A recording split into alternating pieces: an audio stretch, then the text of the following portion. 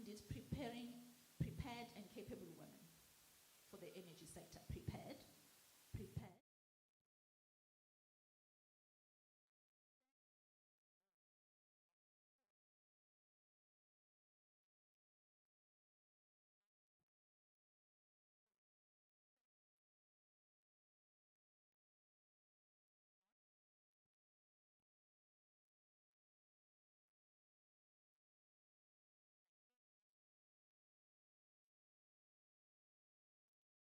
Means absolutely nothing. So the question is, how then do we prepare prepared women and capable women who are able to actually stand in the industry, whether in business and in career, equally to their men through performance? Yes, gender equality is important, but in the energy sector, it's the know-how, the skills, and the delivery. How do we prepare our girls and women to actually take advantage of them without even wearing the skin of being a woman, but being great business people or great employees in the energy? Okay, thanks for that question. there's quite a few things that we should look at in terms of the issues that you're raising. So the first thing, obviously, is besides just the opportunities that must be afforded to women, it's also the necessary skills and training that we should be having for them. So if I use my example, the organization that I'm from, which is Trade Investment KZN, so we've got a few components. We've got an export division, for instance, that has a target mentorship program that's helping women to gain access to global markets. And part of that is obviously to train them into new sectors that are emerging. So what we would try to do is obviously try to give them some indication, and I know we are talking about the African Continental Free Trade Area Agreement, is where there are markets for business in Africa, and how can women benefit from something like that. So that's on the one hand.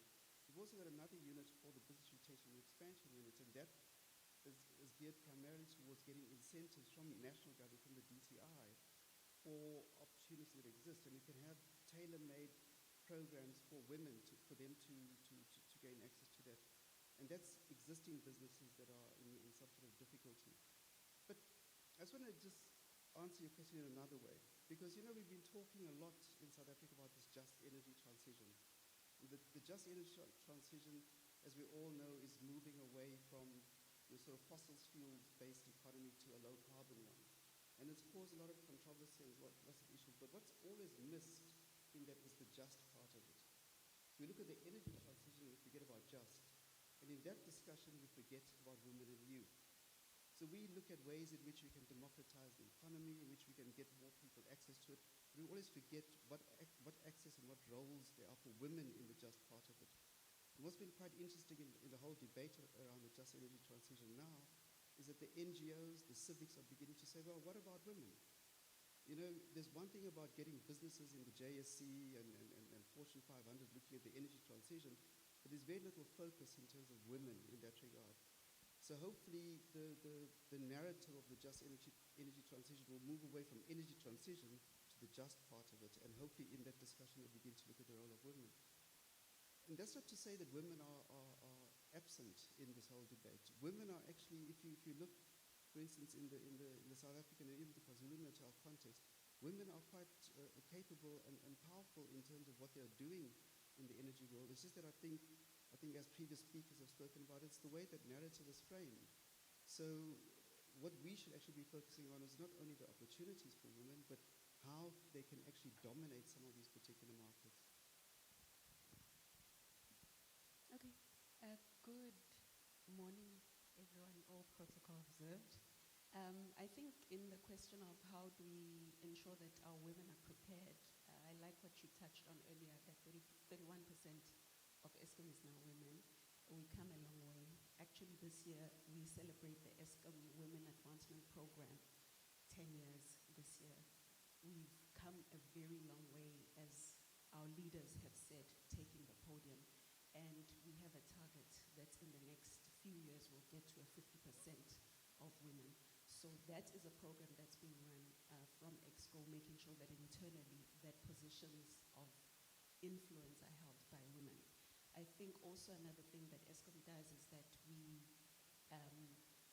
give bursaries mostly to women. At the moment, we have graduates in training as well as EITs, engineers in training, focusing mostly on women. We prioritize, even in recruitment, we prioritize women. And we also encourage that women go into engineering, into data science, because we are looking at the future and ensuring that we are prepared for them. As you said, the energy industry is changing. In terms of who we partner with, in terms of contracting, we prioritize Black youth-owned, Black women-owned industries for supply chain as well as for services within as well. Since we are, and you mentioned the just energy transition as well, there's a lot that's happening in the space. And obviously you touched on green hydrogen as well. We prioritize, and we want to prioritize that we do business as we transition to the next level with women. Internally, mentorship is led by women most of the time. I think also our general manager was supposed to be here, is one of the first general managers who are women, who are also pushing the women agenda in the energy space. Thank you, Dr. Tembelisa. Good morning, colleagues, and good morning, all protocol observed.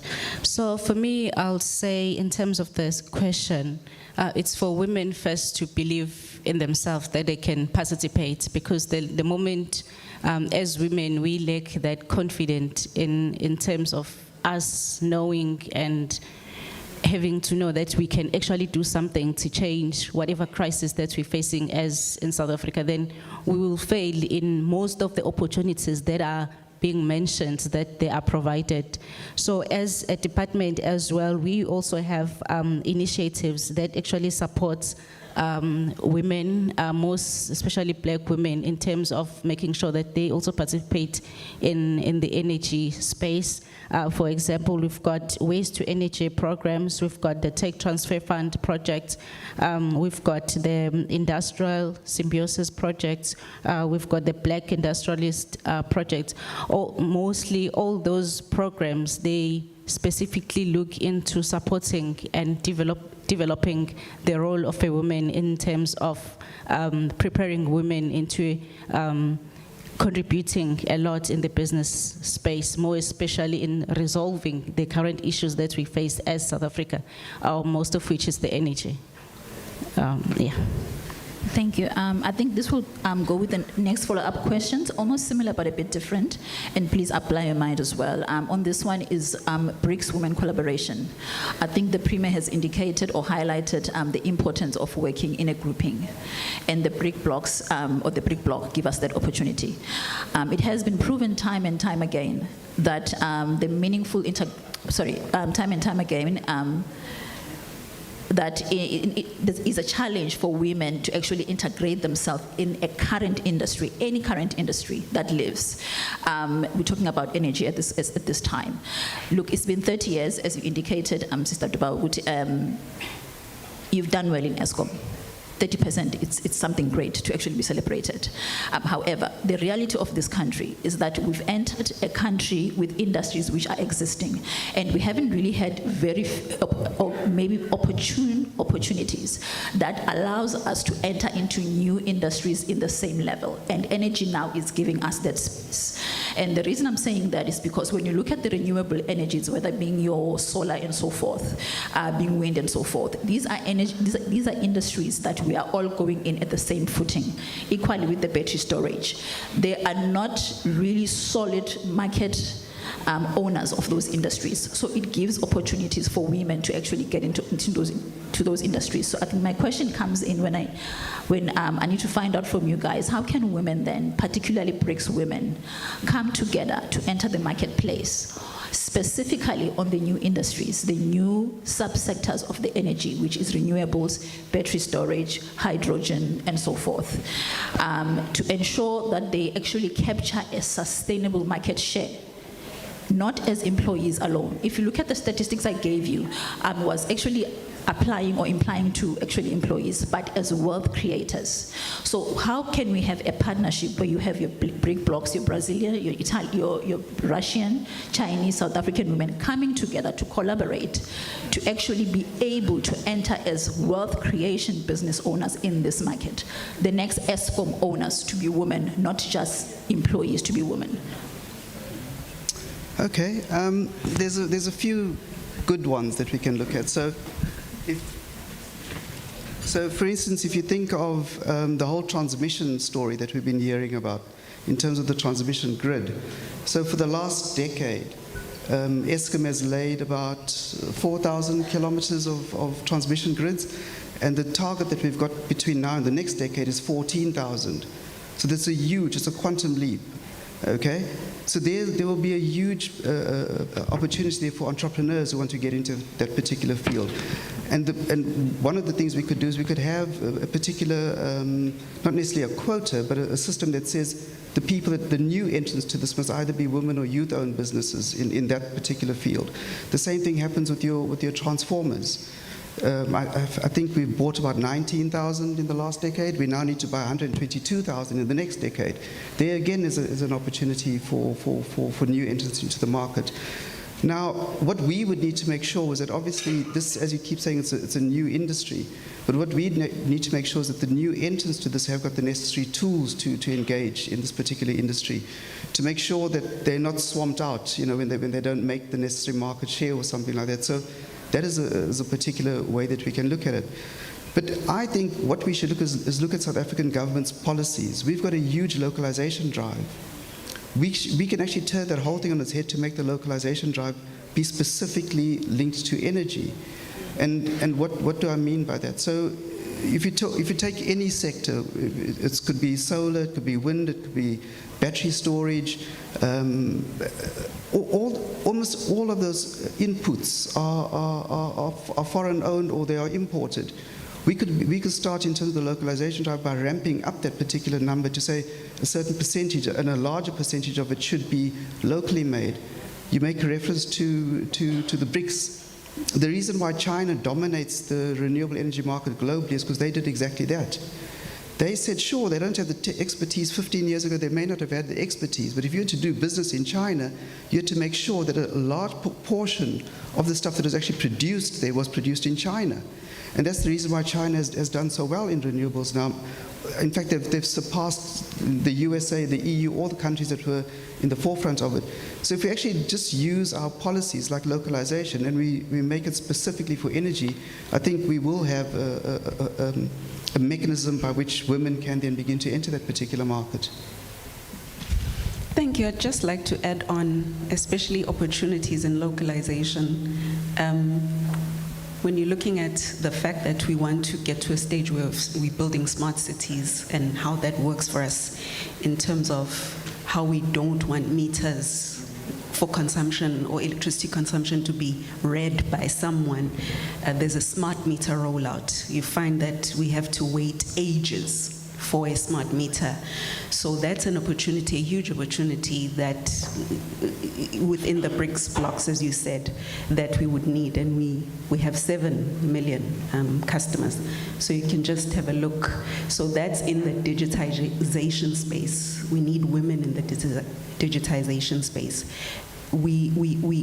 That's an area, as well as voltage regulators. He touched on transformers in construction. There's a lot of construction. Since it's not a vertical value chain anymore, but the way you look at how a consumer is now becoming a prosumer, like you can have your solar panels on top and you can sell your energy back to ESCOM. So that's an area as well, and you need not wait, and this is the space that women can play as well.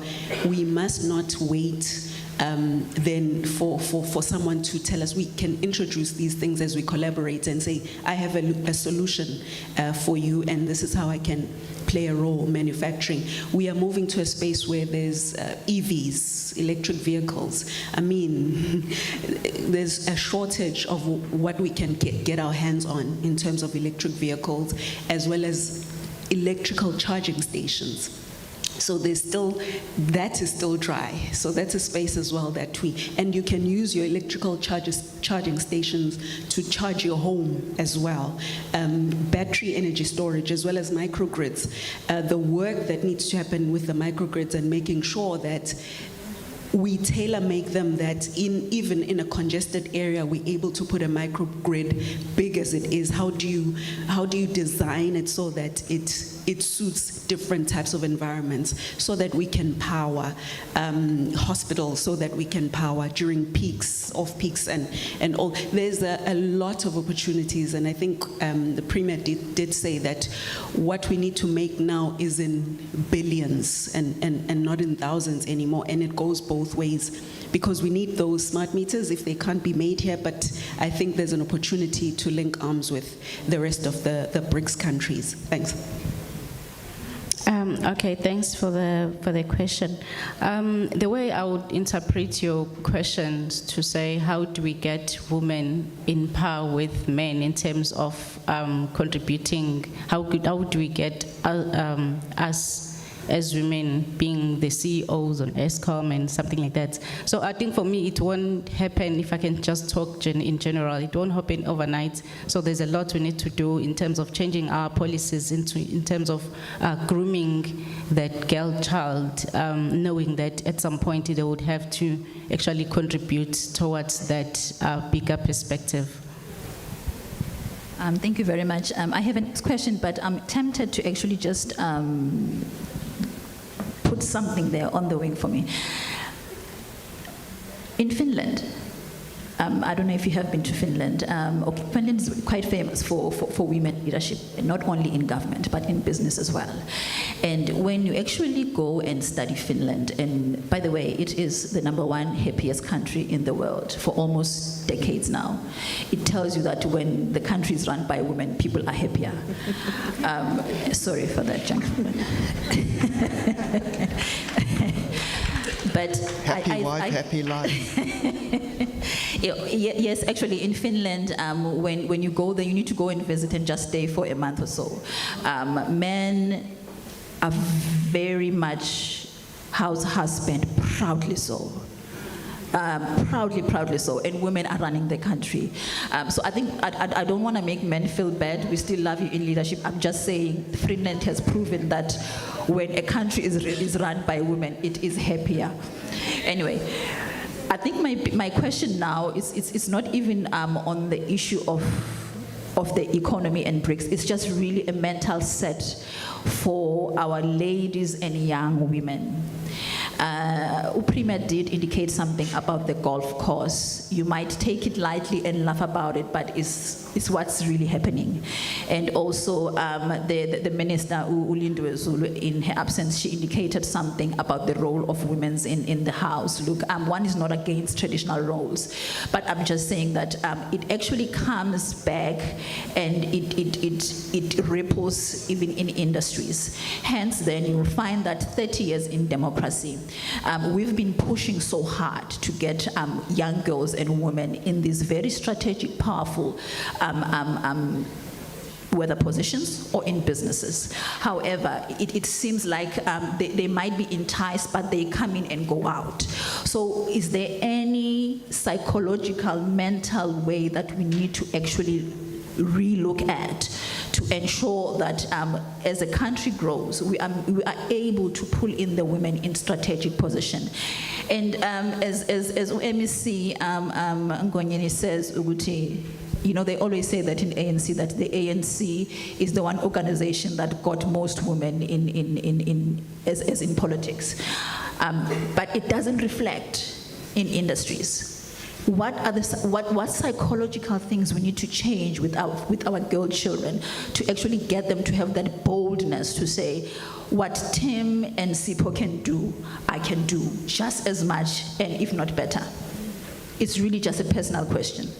Yeah, I think I'll start on this one, and I like that you touched on Finland and that it's the #1 in terms of happiness, #1, and that the the leader is a woman, and she's a young woman, and her leadership is also young women.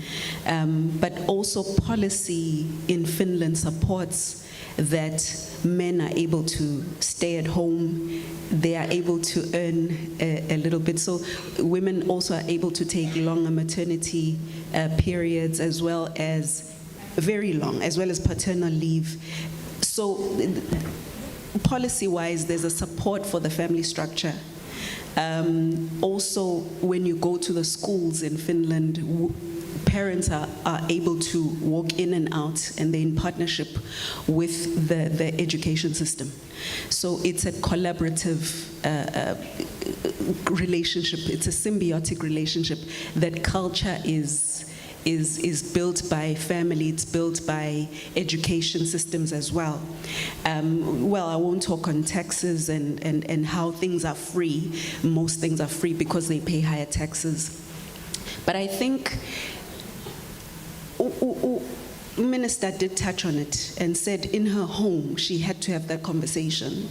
And this is how things, they still love one another. And within the home, it's known that this is how we do things around here. And this is the culture, that as a woman, these are things that I must be able to do as well. And this is not what we are doing.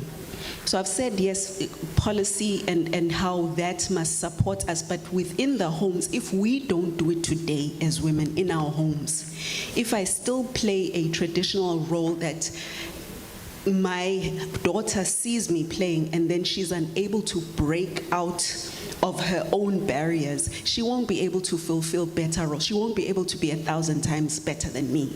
So I need to have those conversations on my dinner table, and I need to win those wars that my mom couldn't win. So it's something that we must do at home, and we must also do collaboratively in spaces like these. And we must start talking about as well, if there is, and taking ownership. Minister said go door to door and confront issues like gender-based violence. We can't let things slide, because to this day, I can't believe it, but we keep quiet in terms of gender-based violence, and our daughters see these things, and these then create these barriers that they can't. So that's my personal view.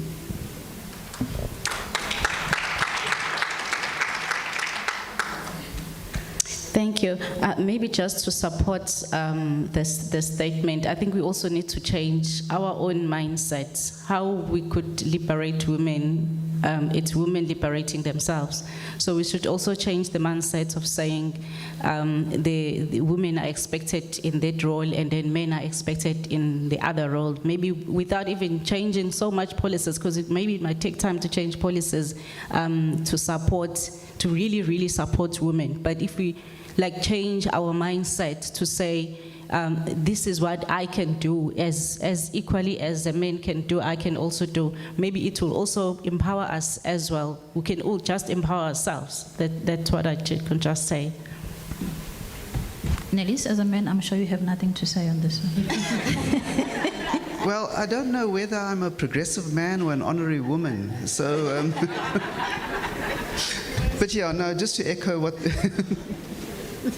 Just to echo what the two speakers have said, yeah, I agree with that. But also, when you look at, for instance, just to quickly go back to renewables, I mean, there is no rocket science to it in terms of why women are being excluded from it. So if you take a very, very, very simple thing, when you're putting a solar panel on the roof, from a skills point of view, it's either an engineer or a plumber. That's it.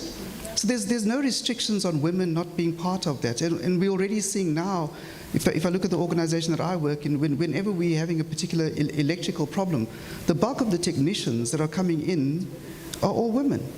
So those doors have opened, and I think that ceiling has been cracked to the point where it's quite refreshing to see when somebody's actually fixing the aircon or the lights, that it's a woman who's actually going to do a much better job.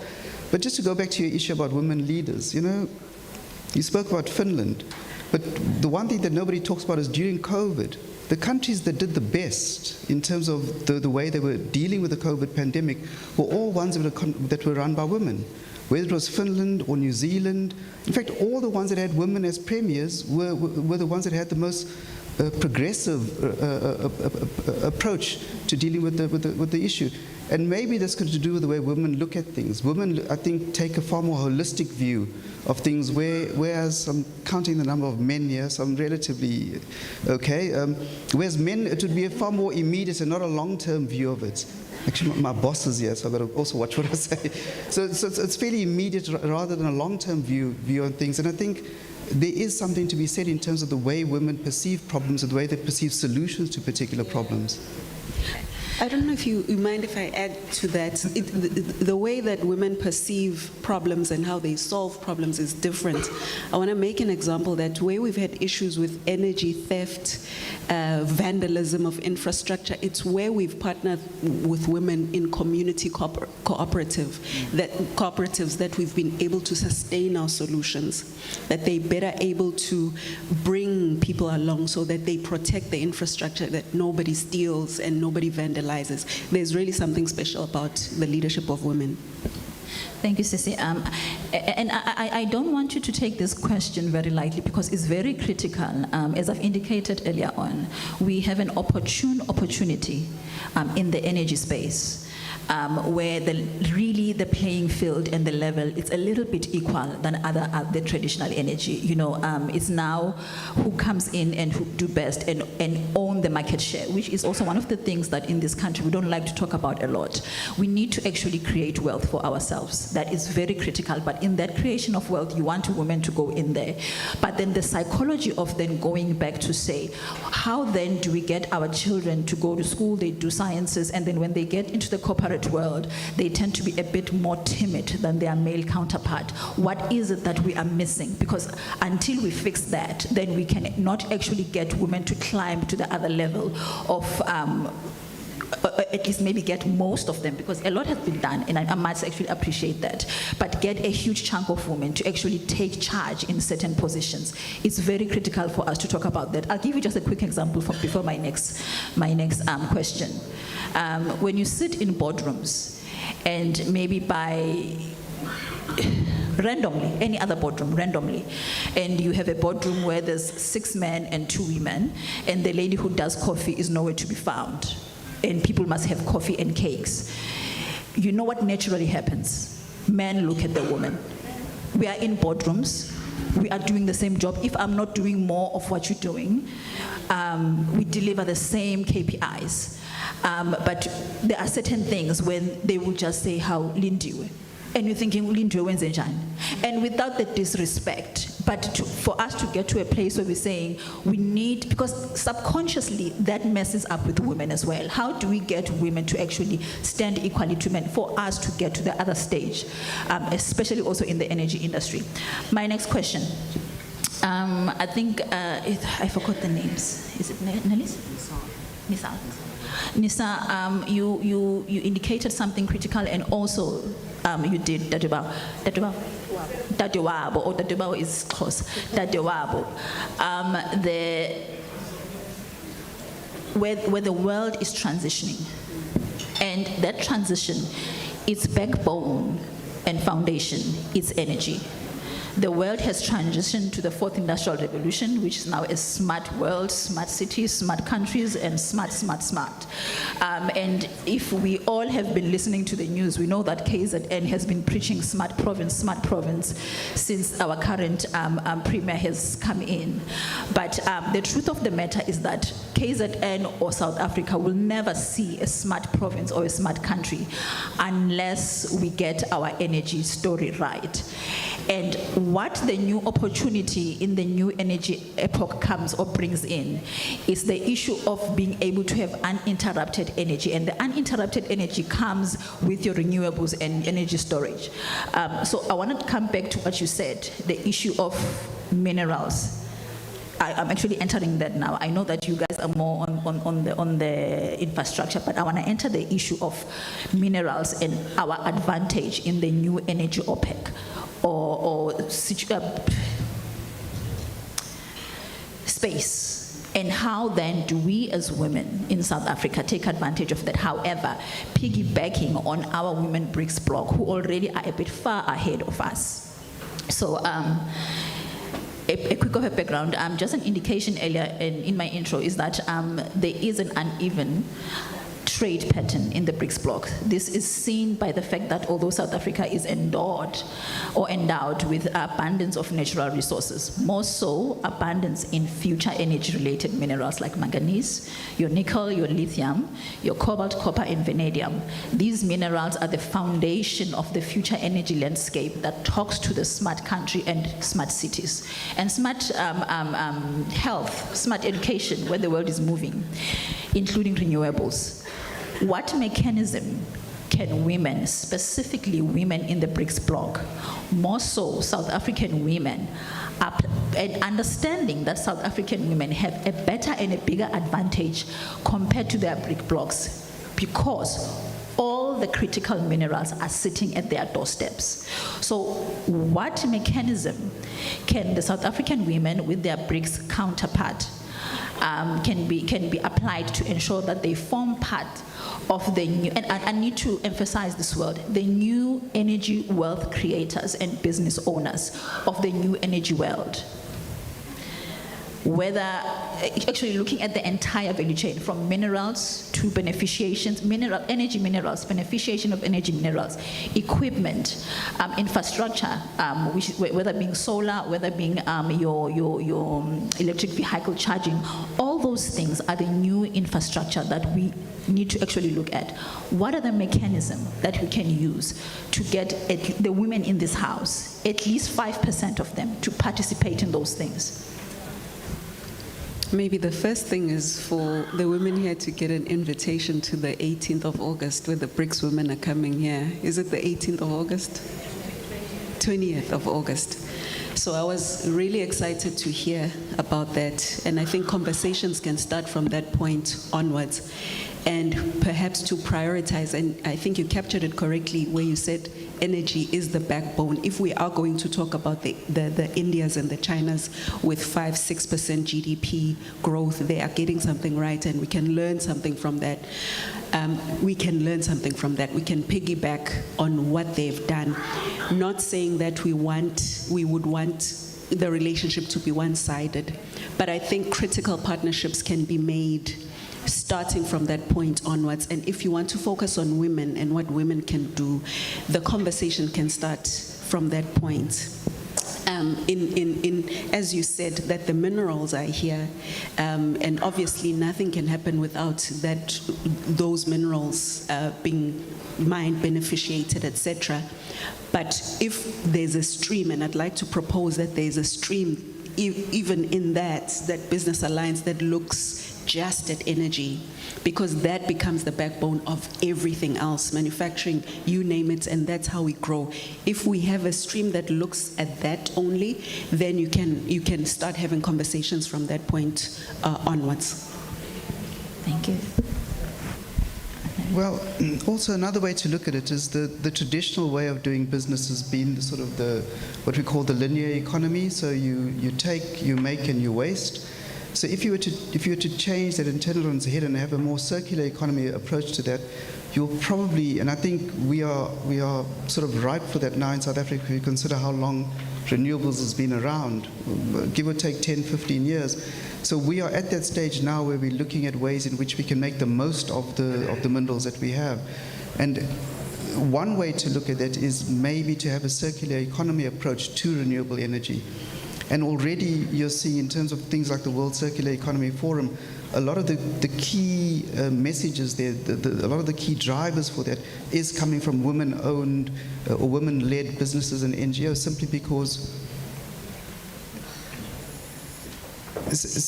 of the way things are perceived. You don't want to have a situation where you have an abundance of waste that you can't do anything with.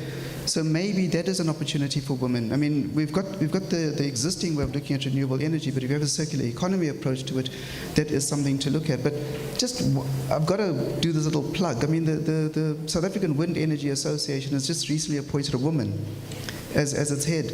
And if you look at the pronouncements that's coming from that, as opposed to the other renewable energy entities that are men-owned, it's actually quite interesting how they're looking at a far more forward-thinking way of the wind energy and how more women can come into that. You just go into their website, you can see there's a whole range of programs that they've got. Rather than same old, they're looking at growing the sector to benefit women. So yeah, there are fairly interesting and innovative ways in which women can be brought into it. Maybe just in support of that, Nisar, waste to energy for me, I think we'll really need to do more research on it in terms of looking into what waste could do, what exactly, if we do understand, if we have maybe a full structure of which waste is doing what. Maybe more research, if it's done or needs to be done, so that at least women could also participate in that in terms of converting that waste into energy, converting that into businesses, and participating in that way. If I can just add to that, since you're talking about waste, and we've got mountains and mountains of ash dumps. I like what other countries, and the environmentalists can correct me, but I think in South Africa, ash is categorized as toxic waste or something of the sort. But in other countries, you find, and I quote China, you find that they're able to use ash and beneficiate it, use it again as bricks. So these are the areas also in waste that we still have a role to play. We also have lots of oil that we use, and we need to be able to find ways to reuse it. There's great opportunity in the waste space. Thank you, Sisi. This was just to give the House context. So I think I'm going to go to the floor. We had a good almost 40 minutes discussion.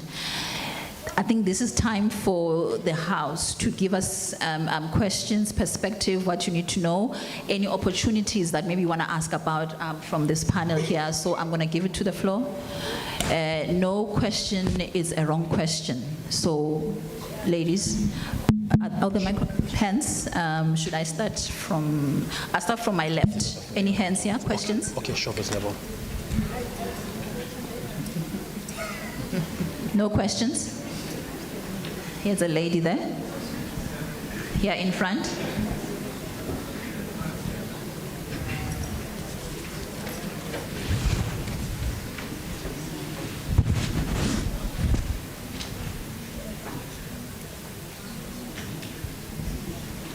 Good afternoon, everyone.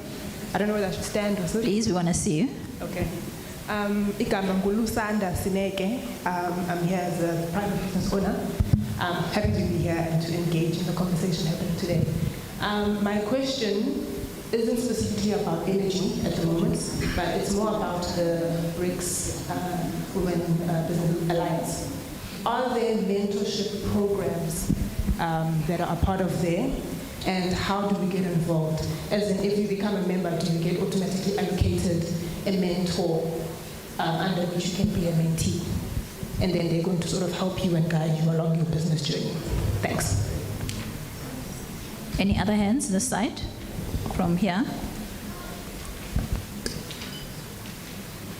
Okay, I think we got the ladies' questions. On the BRICS side of things, are there mentorships, programs? I don't know if you know anything about BRICS. Are there any people here about BRICS? Yes. We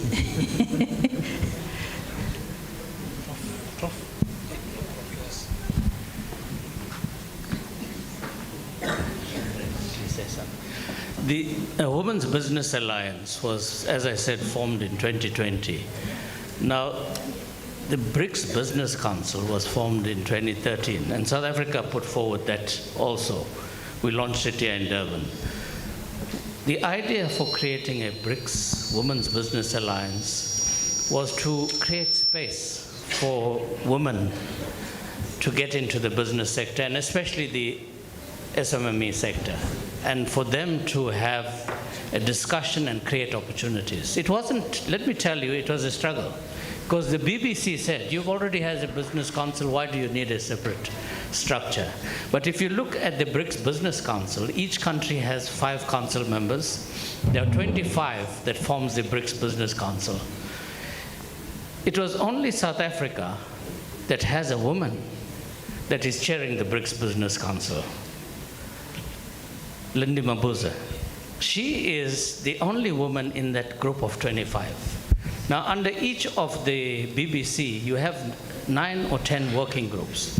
Now the WBA, when it was eventually formed in 2020, we replicated the same structure. So there's 5 members from each country to form the board of 25, that's the WBA board.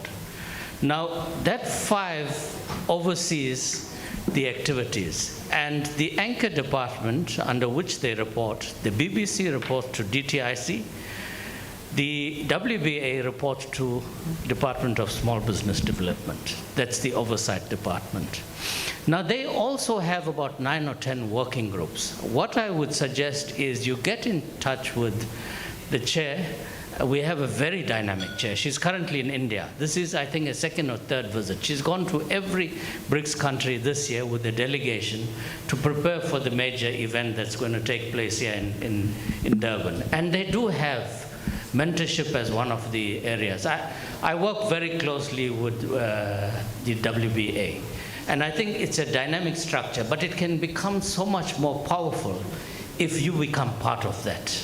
It's a new structure, but it's done extremely well. I must say, you have a very dynamic committee there, very dedicated. And if you look at the opportunities for women in business, I constantly get requests, having worked now with BRICS for 12 years. When I was in Russia in April, I went and met with the chair and the committee of the WBA in Moscow. Very keen to do business with South Africa, looking for opportunities.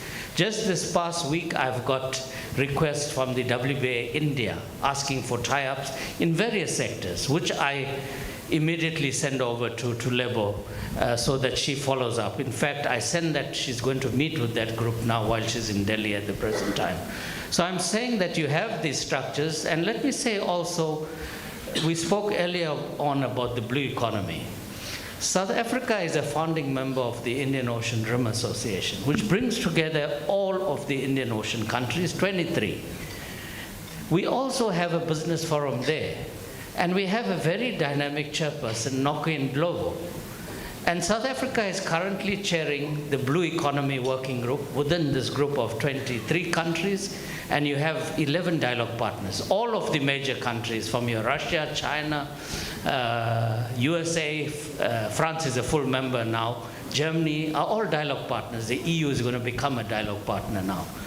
And I'm saying that you have the structures, but how many of you know that there is the structure dealing with the blue economy, that we have a chairperson for the Indian Ocean Rim Business Forum, very active. She came to Bangladesh when we went in November. Bangladesh is the current chair. We're going to Colombo. Sri Lanka becomes the chair in October. We were last month in Mauritius, where we had a review meeting. She was there, and she presented on opportunities that exist. But I'm saying there are all of these opportunities, but somewhere it's locked up, it's not known to the public. And I think we need more interaction and more sharing of knowledge. Thank you. Thank you very much, sir. And before I take hands on the other side, maybe just to add, oh, there's a hand there also. Hi, good afternoon. My name is Neil Pierce. Fascinated in the forum and what's going on here in empowering women. I'd like to say that with the BRICS interaction and engagements, it's very interesting. What I would like to comment on is that little 10% sunrise on the top of the BRICS logo needs to be turned into 24/7 sunshine through programs like this, instead of just 10% at the moment. Ladies, you need to keep telling your story because you never know who's listening. I'm a businessman. I own my own company in alternative energy. I've been converting taxis to run on gas for 10 years. We've converted generators to run on gas. Alternative energy is a source out there, and it's very difficult to try and empower people, let alone women, without an energy source and all the load shedding that we got. So on the subject of renewables, hydrogen is very easy to produce, contrary to popular belief.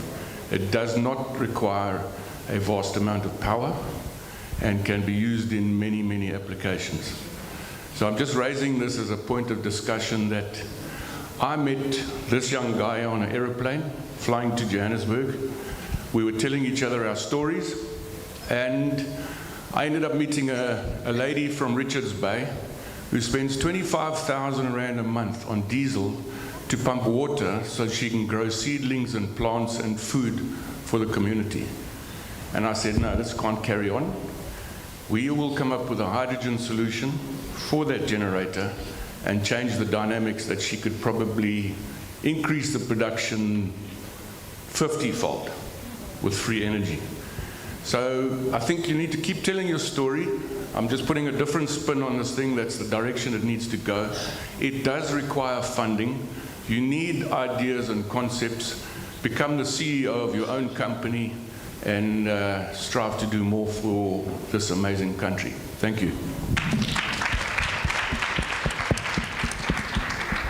Thank you very much, sir. I'm going to give an opportunity to the side. Any hands? The lady in blue. Any other hands this side? Second lady in black. Okay, let's have the two hands. Program Director, all protocol observed and respected. Thank you for this opportunity. I don't know to take a lot of time, but a lot of things have been said. Very interesting. Our esteemed panel, thank you very much. What I always observe being in certain women formation, more especially in KZN, is that we are always, most of the time, left behind. I'm here, I'm a member of SAWIC in KZN, South African Women in Construction, and I'm also part and the secretary of KwaZulu-Natal CFI, that is licensed by the Reserve Bank. We've got membership of more than 300, so those are all women formations. But the thing is that even with the 20th coming, how are we prepared and made aware of opportunities that are there, understanding people, women that will be attending, so that they are able to meet these opportunities. So I think that is very important. And also, I think for women, as we are in construction, it's not only about building roads or building structures, is that we get an opportunity now to go further and go into manufacturing, not only in terms of materials, but also in terms of parts, you know, whatever that can be constructed, because I think it's something that is linked, because women are used to something in that category. So because things happen where everything is dictated at another level. Because if you're buying a brick, for an example, that is manufactured somewhere and you're not party to that, all you have to do is to take whatever price that is out there. You go out there to tender, and then you have a problem because we're not part of the value chain in terms of manufacturing. So I'm just putting it out there that women need to get opportunities and support in that regard. Because there is also another very important aspect, that when those, you know, the people that we spoke about earlier, when they are at golf, we need to be somewhere where issues of financial inclusion for women are critical and they take center stage. If we have representatives from, for an example, from Mozambique, women in KZN, it's not far to get to Mozambique. Because when they sign those deals, we sort of get left out and we don't get, you know, into the cracks. We don't get the cream of what is happening there. We're always chasing the crumbs, kind of. You know, there is another sad issue that is currently happening for the construction sector, where those with muscles are muscling women out of projects. So where do we get our space where we can operate with the assistance of you know, ESCOMs? I'm going to mention you in particular, where we're like, okay, maybe you don't have that muscle in terms of really trying to take them on, but let's get our own niche somewhere, while we strengthen our muscles where we are able to participate at those levels. But I think one of the issues that is very important is that let's get ourselves to where things start. I mean, we are the CEOs of the kitchen. That's what, you know, before things get to the table, they start with us. So we need to get there, but what is mostly important is the issue of financial inclusion for women. I know it's late at this point, the month is started today already, and there are maybe programs already that are meant for the 20th. But if the issue of financial inclusion, specifically for women, is prioritized for that program. Thank you very much.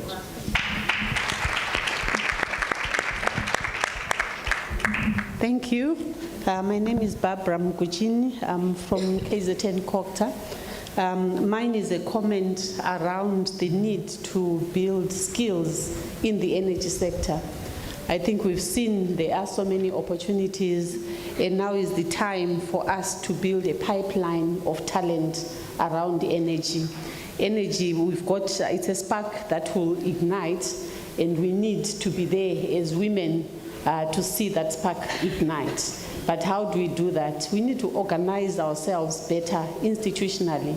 And I think earlier on, the program director spoke about the Women Economic Empowerment Council that we need to participate in and ensure it takes off. And part of that, we need to have energy as part of the sectors that we'll be giving a focus on, since we can see that it is indeed growing.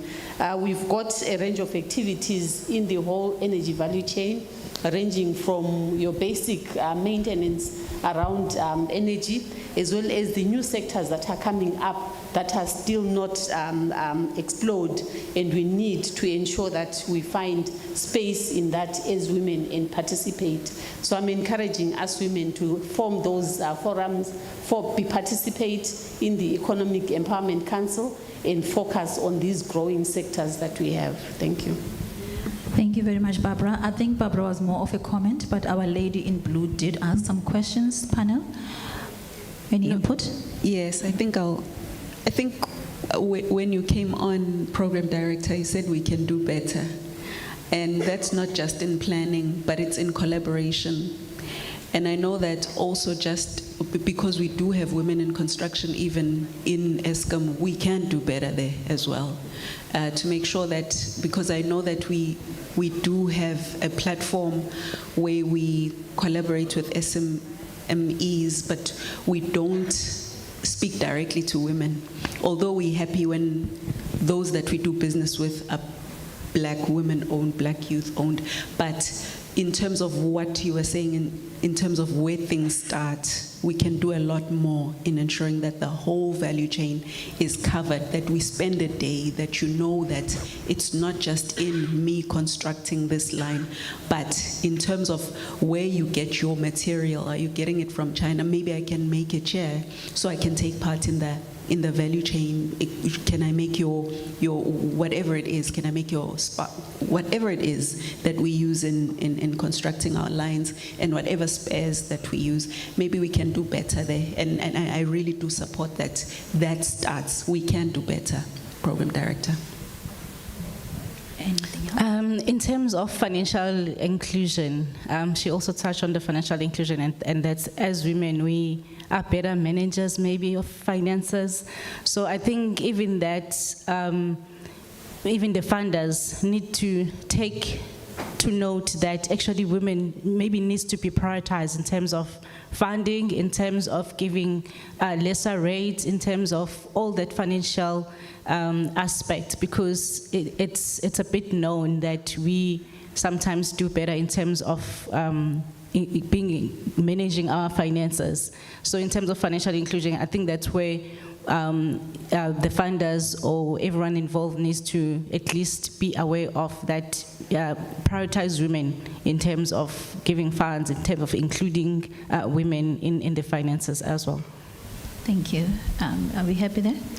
Maybe just a quick one before I close. Are we happy, everybody? I just wanted a parting shot, please, to address, since I am part of the Eskom Women Advancement Program, and we have not completed planning for the month of August, what we're going to do. Maybe it is an opportunity for us to reach out, maybe to for our women that are in construction, and to have that session, actually.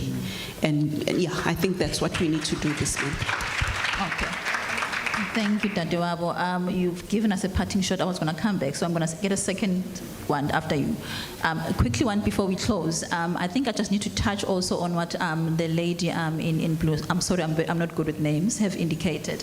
And also our lady there have actually put on the table. I think also for me, Ma or Sisi, as I've indicated, we hardly get opportunities like this in our lifetime, you know, where a brand new industry gets born in your generation, and we are now looking at something like that. I wear another hat where I advise on 4IR at the presidency, and we always talk about the first industrial revolution missed us. The second one missed us, and the third one missed us. But in them missing us, they were built on our resources. Now there's a fourth industrial revolution, which this fourth industrial revolution, its backbone is this new epoch of energy, as we've indicated. There is no 4IR, smart city, smart anything. There is no blockchain, AI, and those things are non-functional without consistent, uninterrupted energy. And that means, or that plays in the new epoch. So we have that opportunity of having a brand new industry. You touch something very important in the construction industry, and not just in construction, even in agriculture. You will find that you will enter in a business where the entire value chain has its own key players. And the key players will decide if bread will be 40 rand or 60 rand to you, and then I will sell it to Dadewabo 14 rand. There's nothing you can do about that. They are the key players. And in the past 30 years in this democracy, we've been fighting to get our share, but we're fighting to get our share in somebody else's table. So the opportunities of new industries, they allow us, as I've indicated earlier, that there's a new industry from the beneficiation of minerals. If you follow the news in terms of your energy, you would know that your biggest, I'll do the top three minerals, energy minerals of the future is lithium, cobalt, and manganese. And if you have been going through the news, last year, Zimbabwe has blocked lithium to the global world to only be able to be accessed by Africa. That is a massive power play for Zimbabwe. Earlier on this year, or maybe late last year, DRC did the same with cobalt. You know what that does? It forces the big players globally to come back to us and say, how can we work with you? Because now government's saying, it's my lithium, you want it, you will do it a certain way. You're not going to take the lithium here, take it to China, and then beneficiate it, and then bring it back to me as a product and sell it. Now, if you want it, you're going to come here, partner with my people, and give me your skill, and then we give you our lithium, and then we grow together. This is what the opportunity of the new energy that is bringing us. And Dadewabo, right. We really need to take energy serious. So sometimes it feels like we are not seeing the opportunity that this new epoch of the energy is bringing to us. And then I want to go back, maybe just link it to what our lady said there. The name again, Sisi? Usanda. Usanda indicated something, or maybe she asked something, Uguti, with this BRICS thing, specifically with BRICS. Mentorship, yes. But how do you benefit from being a BRICS? The fact that you are a citizen of one of the BRICS countries, it makes you a beneficiary of BRICS. And if you look at the entire bloc and you look at the opportunities, the one country that is lacking in terms of really being brave and being out there in business is South Africa. I'll give you an example. In 2020, 2022, 2023, I was actually asked by IDC, because I work with IDC on my project, to say, Lindiwe, please apply for this. It's just an award for women in BRICS. It's called the Mulan BRICS Awards, on innovation and projects in Africa that BRICS will look at or celebrate. I did apply, and I won the 2022-2023. In June, I was with Lebu in China to go and talk and present the program. I'm not a member of BRICS. I've only been a member of BRICS 2 weeks back. I was not a member then. I go to China and South Africa and present my project. By the time I came back from China, I came back with a check of 154 million rand for a cobalt plant in Johannesburg and a check of 320 million rand for a lithium. What I'm saying is that we do not stand up, and for some reason, other BRICS countries, they really take BRICS seriously and they go for it, but we don't. And even if you look at the statistics of what the BRICS Bank funds, South Africans, we're just not there to be found. And the money is there. They even come and beg you to say, what can I do with you? But they can't find us anywhere. We are nowhere to be found. And unfortunately for that, I will want to blame our government in terms of communication, that take BRICS to the people. Because have our government been able to take BRICS to the people, a lot of projects, innovation and funding would have been done just through BRICS. So I think for me, my sister, it's for you to, yes, be a member of BRICS, but take initiative, bold, progressive steps to actually look at saying, what else can this BRICS think? Because they are really looking for you, but we are nowhere to be found. A quick closure, I think we've spent too much time here. A quick closure from the 3 panelists here. 2 seconds, 2 seconds, 2 seconds. Umpago for the House. Okay, for me, I'll say information sharing, mostly based on what you are saying. Most of the opportunities miss us because we don't really know where those opportunities are as women. So it will really assist to have platforms that we know that if I'm looking for this, this is where I find this. If I'm looking for a certain thing, this is where. So information sharing, it's very much important because sometimes we just miss things, not because we don't want to as women, but because information is not out there. And those who are privileged to know the information, maybe it could be men because they are in those boardrooms and then they actually take those opportunities. So I think, yeah, for me that would be it. Let's share information, let's have more of these discussions and talks so that we all know and are able to assist each other. Thanks. I think on my side, I'd say let's be brave as women. In this newness that is happening, let it be us that are doing more and entering those uncharted territories. It is for us to do. Industries don't really have the answers we have. We just need to be brave. And now you've also unlocked, Program Director, that there is money. So we can't say there isn't money. So if you've got an idea, we go to the BRICS Bank and we get money. Thanks. Yes, thanks. Yeah, I think as a nation, we're too timid. We're part of the BRICS community, which means we're in the house, but we're still knocking on the door. We're inside. We know the rules. We know the game. We should start playing. Yeah. Thank you very much. My panelists, esteemed panelists, I think will go down. People are mad at us. We are standing between them and food. Ayatu mama kosikazi. Ayatu mama kosikazi. Ayatu mama kosikazi. Ayongene stock exchange. Or is it low?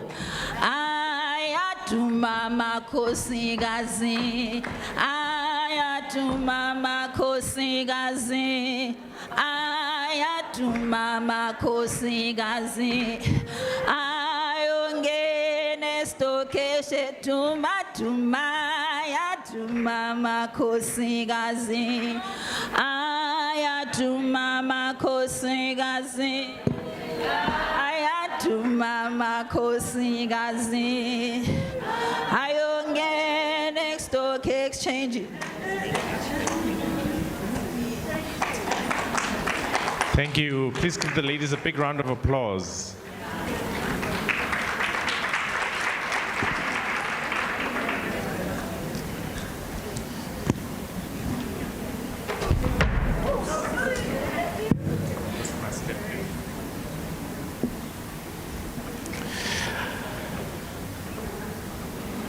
Honorable MEC, MEC Nkonyeni, Premier in absentia, and Minister. I saw Minister there at the back. What is exciting about this morning session is what is also displayed there at the back. And MEC has reminded me to remind you, please, to make sure we support the owners of those businesses there at the back. So if you haven't looked, can I please ask you to look back? You can even stand and see, you see a lot of beauty there at the back. So please give our exhibitors a big round of applause.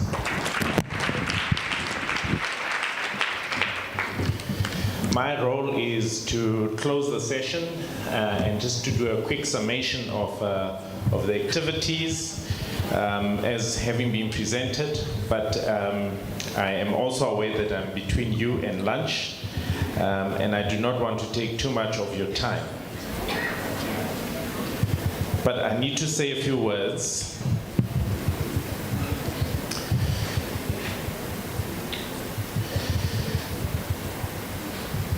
This platform today really has created a great opportunity to recognize how much progress the ANC-led government has done to encourage and ensure that women empowerment is at the forefront of government's agenda.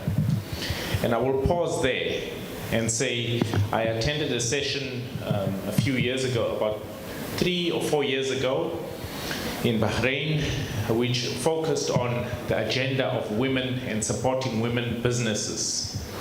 And it was quite interesting to see how South Africa is actually a leader in terms of pushing for women issues. But the biggest problem that we have is really related to economic access. And that is the area that we need to really focus predominantly on. Let us not deny that women today have opportunities that our mothers and our grandmothers could have only dreamt of. So we must celebrate this and also encourage everyone to take opportunity of these opportunities, to take action and make sure you access these opportunities. But it's also an opportunity to recognize how much more progress needs to be done. Issues of access to finance, issues of access to business opportunities, issues of support, and issues of ensuring that even those women that have been successful can also support other women. That is also quite critical.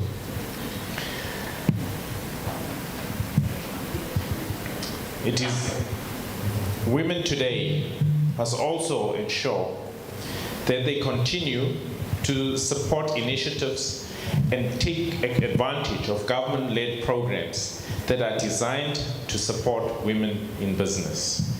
Today, ladies and gentlemen, we heard from our Honorable Premier, who really eloquently indicated how today's initiative is intended to ensure that you change the face of the agenda. She started off by indicating that 30 years into democracy, only now we see a woman premier.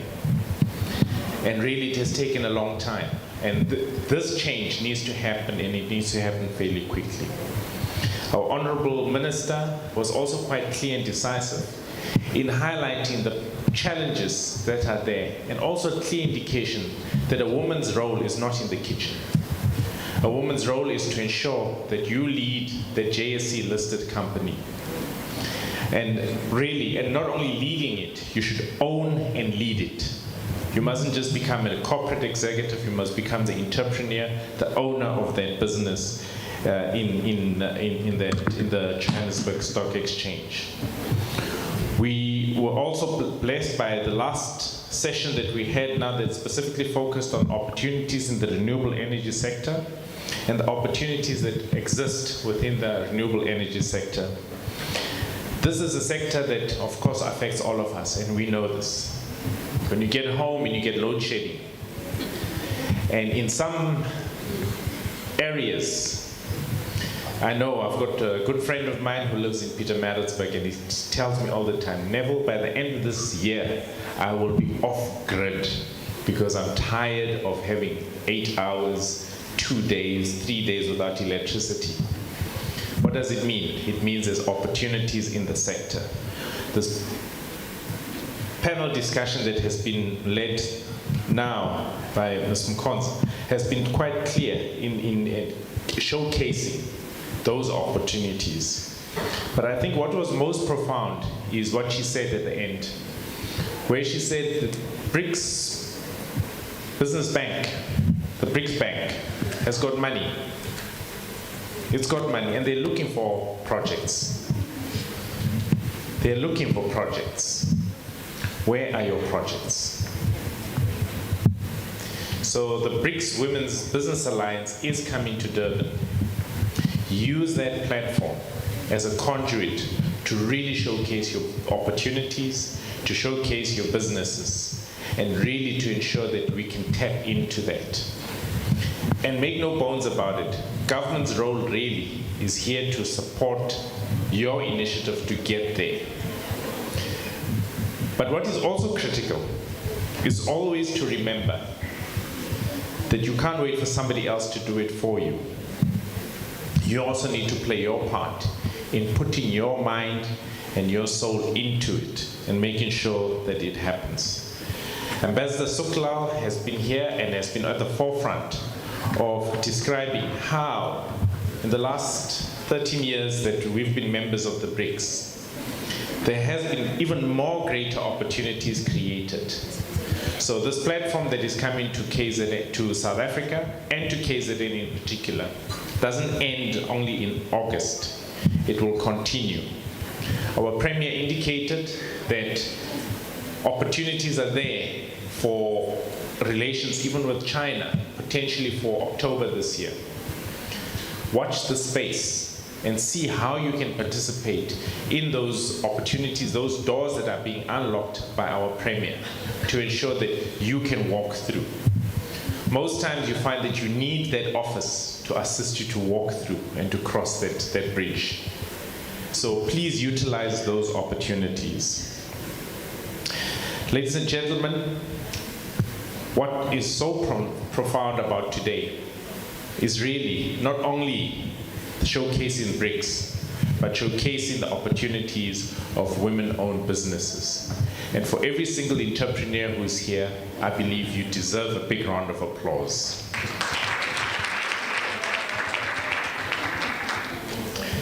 And in conclusion, the program, as has been set out, has been to bring us to lunch after I speak. But I need to say a few words of thanks that are important. First of all, to our dynamic, vibrant program director, the Honorable MEC Nkonyeni, MEC for Finance. So if you're looking for that pot of money, you know who to talk to. And our champion for looking at alternate medication, in particular the cannabis sector that MEC Nkonyeni is very passionate about, that we need to look at as an opportunity. Others call it the green gold. That green gold, you've got to make sure that you're ready for it, and MEC Nkonyeni is very passionate about it, so you can have a chat to her. That's why she's wearing gold. So please give MEC Nkonyeni a big round of applause.